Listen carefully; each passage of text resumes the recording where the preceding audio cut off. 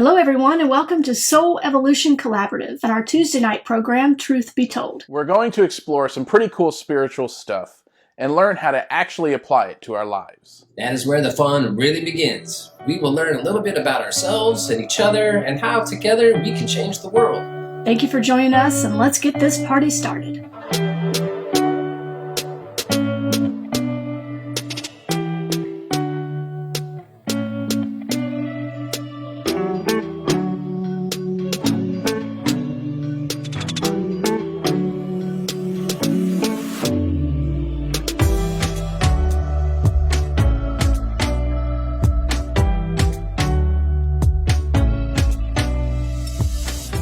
Welcome to Soul Evolution Collaborative and our Tuesday night program, Truth Be Told.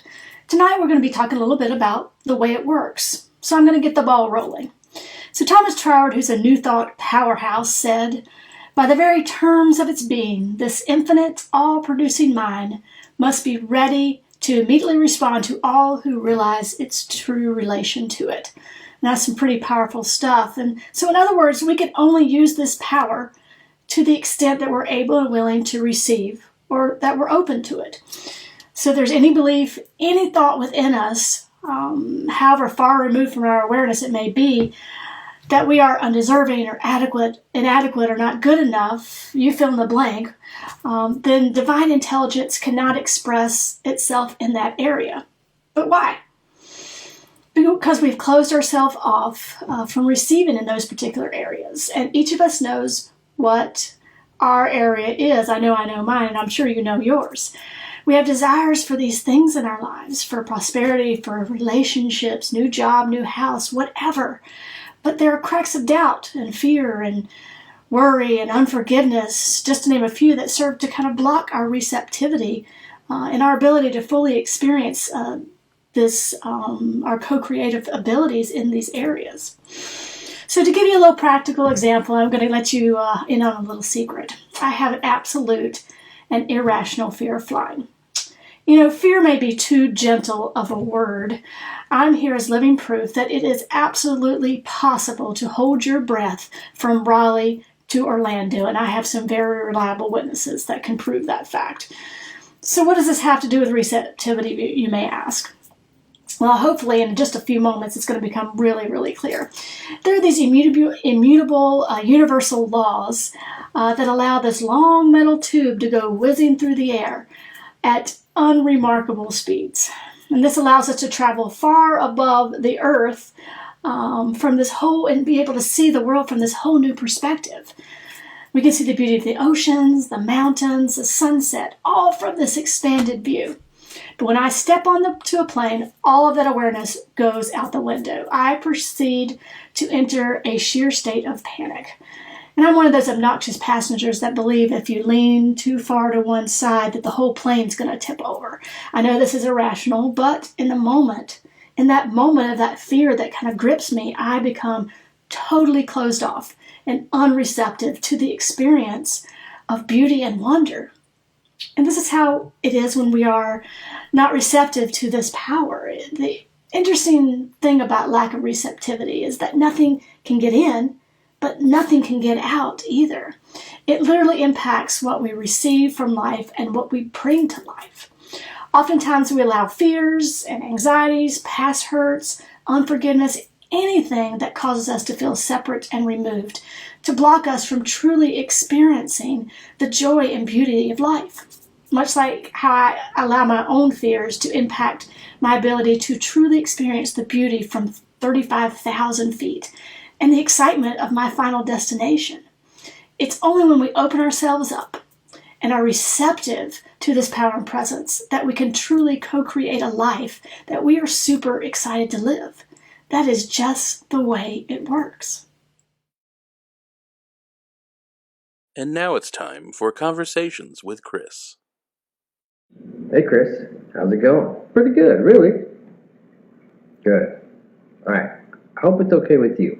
I have some things I want to talk to you about. Are you ready? Ready. Alright. So, I want to talk to you and you about how the things that roll around in our head, thoughts, really have some influence. And if we can intentionally choose some better ones, we can take our life and other people's lives to a higher level. Sounds good. Tell me more. Okay, I want to break it on down from start to finish. Everything begins with a thought. Everything? Yeah, everything. From the chair you're sitting in, to the poem that they wrote, to the cake that you were thinking about making, well, it all begins with an idea. Fair enough. When you have one thought, it leads to another thought. For instance, if you want to make a chair, you have the idea, and then you start to think about the material, and then the design, and you might even have to go out and get some instruction to learn how to make a chair. Makes sense? All right, so if you could ask the person or the people that were responsible for making that chair that you're sitting in, they could tell you all the thoughts from point A to point B that resulted in an actual chair. So what is it about their idea that manifested as a chair that my idea didn't? What's the difference? I don't know, but I bet you're gonna tell me. Yeah, I am going to tell you, and here's what I think. So, there's lots of things, but the two big things, one, when they thought about making a chair, they believed it was possible. And then two, they took action. Well, what's that got to do with my life? Okay, it has everything to do with your life. Why? Because if you want to have a better experience, you really have to have better thoughts. The life of your dreams begins with an intention. So, what would you like to improve about your life right now? Honestly? Yeah, honestly. All right, these times of COVID are crushing me. My brain's in a fog, my body feels so tense. I feel depressed and lonely. I really just want to get through this. That is a really good example. And the reason I think it's a good example is because I'm hearing about a lot of people that really seem to be kind of falling apart right now. COVID is the craziest thing that's ever happened in my lifetime, right? And it's totally understandable that you're feeling that way. So let's look at it. Think of a scale from 1 to 10. 1 is being totally miserable, and 10 is being absolutely thriving. So if you're at a 1 right now, and I asked you if it's possible to get you to a 9 or a 10 by next week, what would you say?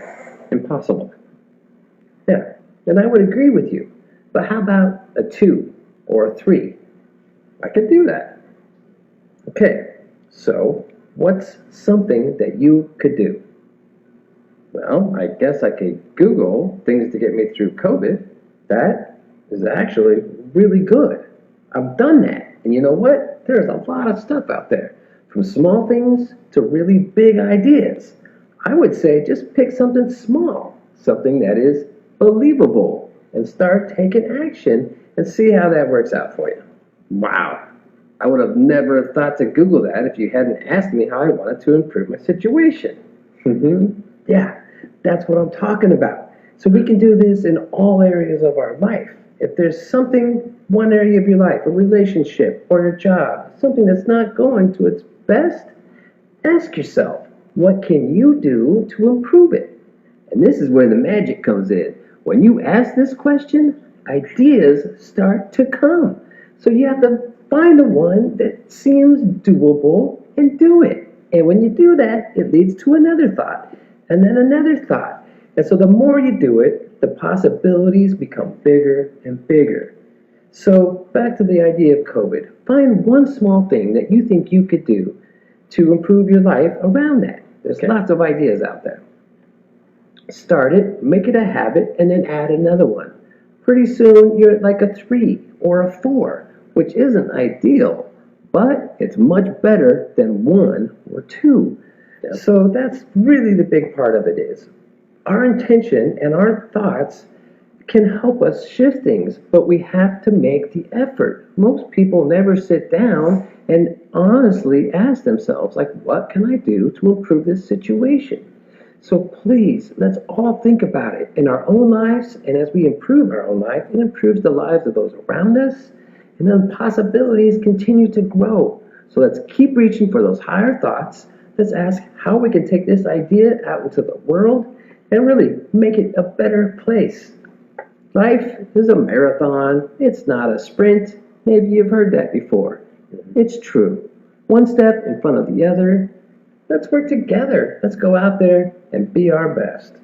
And be patient with ourselves when we're not, because that happens too. I wish you all a wonderful week. Please be well. This has been Conversations with Chris.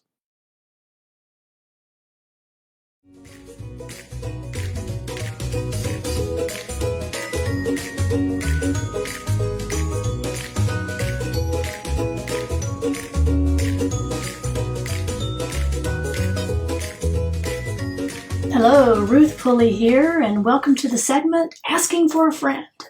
So today's question is, when will I ever get spiritual enough? I've asked myself that question. I'm sure you have too. So let's dive into this question. So spirituality is not a destination. We can get so caught up in the doing that we overlook the key is in the being. Life is spirituality, and spirituality is life. The two are not separate. And we kind of fooled ourselves into thinking the harder I work at being spiritual, the better off I'll be. But if that's how we see it, then we totally miss the point. The point is bringing to the surface all the things that block us from the awareness of who we are. We are already divine expressions, plain and simple. So the journey is removing all those things that may cloud our vision from actually seeing and experiencing this. So how do we do this? Now I have a simple formula: stop, drop, and roll. Now I know some of you may think I'm a little crazy, and I've maybe confused this with what one should do in an emergency or in case one is on fire. Well, I may be crazy, but I think that this formula rings true for the question we're looking at today. So first, stop. Now I really think this is the key to everything: being present and responding in the now moment. Quieting the mind, stop doing, and focus on being in the moment. And probably some of us have actually forgotten what that feels like, but really sinking into what that feels like, just being in the moment. Now this is probably the most important thing that we can do for ourselves in understanding our connection with this infinite power of the universe. Now the second part, drop. Now this is the fun part, and the amazing spiritual writer Anne Lamott has an amazing idea, and she calls it the divine plop. And can you just see that, just kind of plopping down into a cushy couch or one of those really stuffed up bean bags. Once we stop and focus on being, we can drop into the vastness of spirit.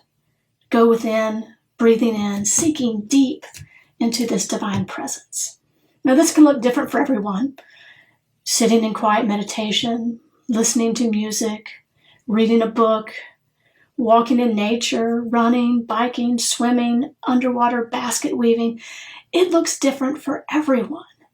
But it's anything that connects us, anything that brings an awareness and deepening of this awareness of spirit and our connection to it.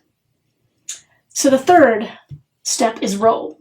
Now from this new space of understanding and our connection with the divine, through focusing on the now moment and understanding this deep connection with universal presence or spirit, we can truly step out, rolling into our greatest life, a truly authentic expression of who and what we were created to be. It is this space that we've experienced full expansion and understanding of our connection with all that is. Now, none of this is about working harder. It's just a matter of showing up and staying present to life. Life is a journey. So remember, stop, drop, and roll. Not only in the case of an emergency, but to remind yourself to be a little more and to do a little less. And that's just the way it works.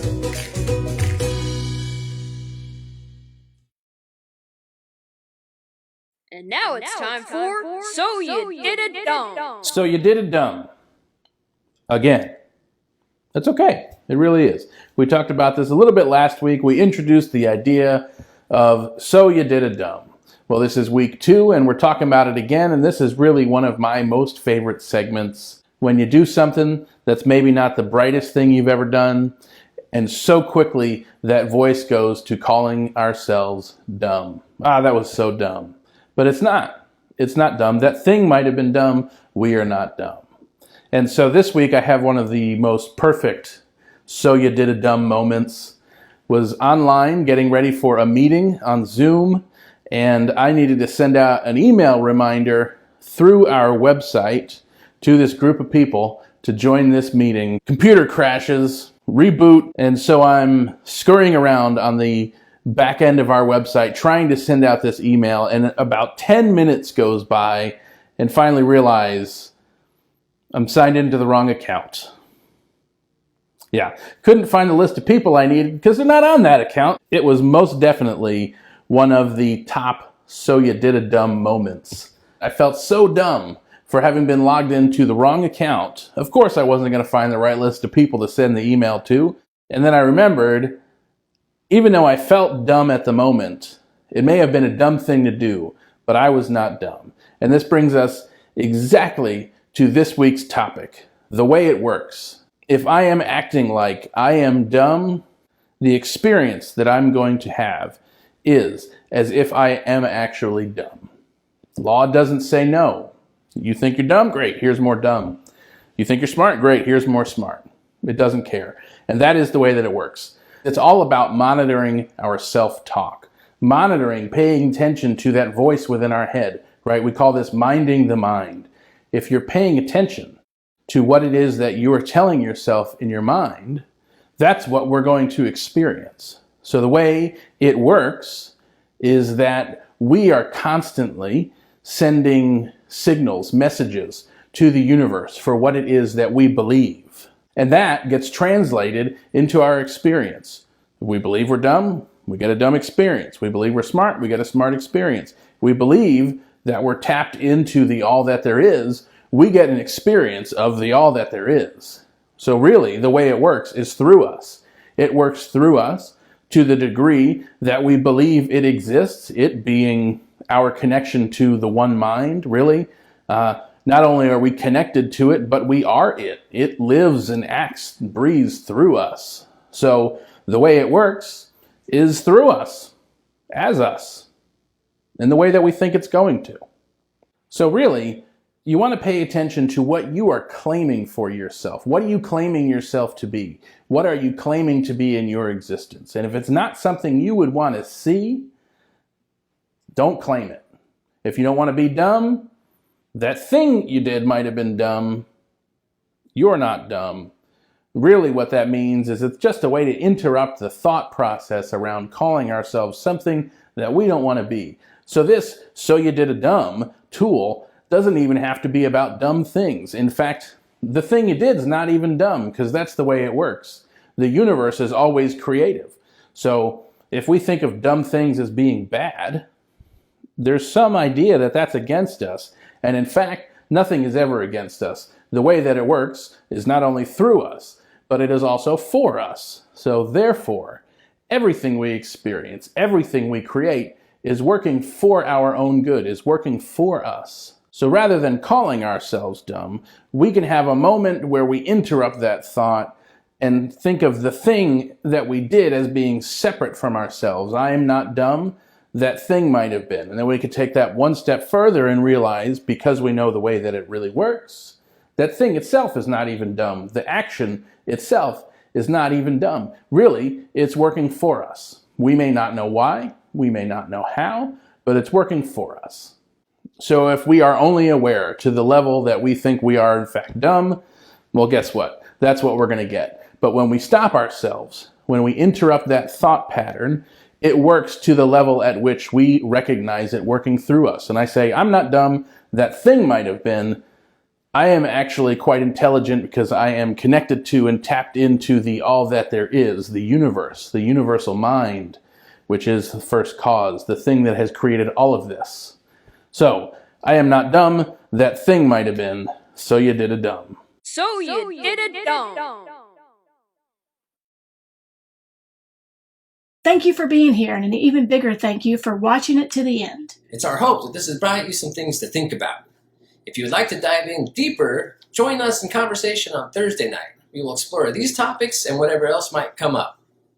If this message resonates with you, please click like, share, and join our Facebook community, and sign up for our newsletter on soulevolutioncollaborative.org. This is just the beginning, and we are excited to bring this philosophy to the masses. Be on the lookout for videos, classes, workshops, and eventually in-person gatherings. The Soul Evolution Collaborative is supported and made possible by people like you. If you feel called to pay it forward, like those who have come before us, feel free to donate by clicking the donate button or visiting soulevolutioncollaborative.org and finding the donate link on our website. As an outreach of the Orlando Center for Spiritual Living, all donations are tax deductible and greatly appreciated. We'll see some of you on Thursday night at 7. Check out our website for more details on how to join. Everybody else, we'll see you next week.